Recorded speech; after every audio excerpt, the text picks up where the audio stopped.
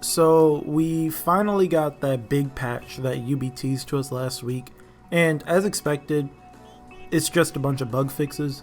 But there were a few things that stood out to me other than map changes and new armor and weapons, and that's that Aramusha got a small, unnecessary nerf if you want to call it that, and Gladiator Zone has finally been addressed. So that's mainly what I want to talk about in this video, instead of the insane amount of bug fixes.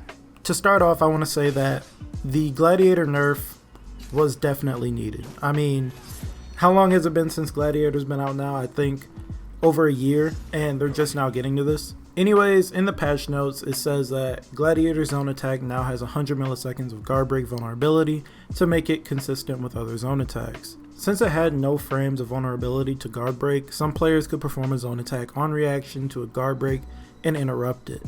And that's it. To a bunch of people, this may sound like nothing because the move is still really strong, it's extremely safe and feintable. The only thing that this really does is stop players who would zone you instead of counter guard breaking.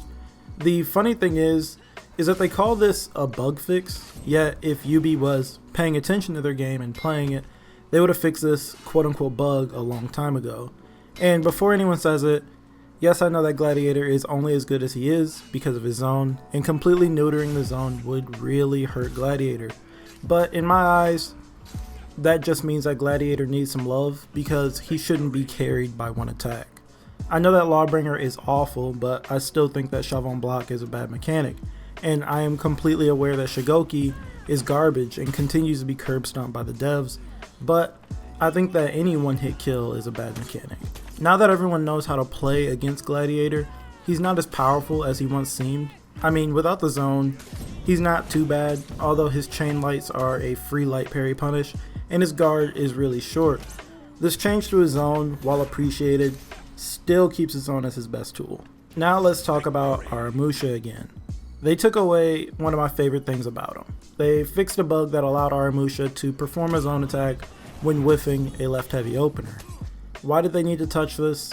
They could have just left it alone, because if this is considered a bug, I want Aramusha to become more buggy. I think he should be able to cancel heavy recoveries into dashes in any direction, or cancel his whiffed heavy into zones, just so he has something interesting. I'll admit that the deadly feint buff is nice, but everything else is just unnecessary. Maybe UB wanted to fix every bug they possibly could in order to give us some real content or something in the future. Now that we've got this patch, I think it's safe to say that we'll be waiting another 6 weeks before anything else happens. I was really hoping for something regarding Tiandi's dodges though, but who knows. Now that Marching Fire is here, maybe UB will double down on working on the game and start giving us more balanced patches, because I'm going to be real with you guys, Breach has become a sort of grind game mode for me, and the new heroes are just a part of the game now, if that makes any sense. Don't get me wrong, the content added was really cool, but now that I've taken off my rose tinted shades, it's just that, it's just content. I really wish that we would have gotten at least one huge change to combat, like health buffs or stamina changes, the way the game sort of changed when we got the light and heavy punishes. I know the perk system was added, but that didn't really change much for me. I'm not a big fan of them. UB did mention a tournament, I think, on stream, which is cool, but if you guys are seriously watching those, then why haven't we gotten a spectator mode yet? I actually really like seeing gameplay from those tournaments too. I think they're pretty entertaining to watch. As for the new weekly quest for arcade mode, I haven't finished it yet because I don't have my gear stats high enough on Tiandi yet and didn't want to use anyone else. I was getting one-shotted by Shaman light attacks, so I haven't gotten the rewards. But what I will say is that if we do get unique rewards every week that's tied directly to arcade mode, that'd be pretty cool, and it might justify spending $30 for an arcade mode. I just hope that by week 4 we don't end up with nothing but battle outfits. Now, the new armor and weapons are cool. If there's one thing that we know will always be great, it's armor and weapons. UB always does a good job with them. Each of the Wulin heroes got 7 new weapon sets for more customization, and the original 12 heroes all got another variation of the new armor sets, which is really nice. But that's basically it for this week's Warrior Den, or at least for the stuff that I found important. As I said, I'm really hoping for some balance patches soon, or at the very least, have UB tell us what problems they're working on and address a lot of our feedback, because it really feels like UB doesn't listen to too much feedback from Twitch or YouTube.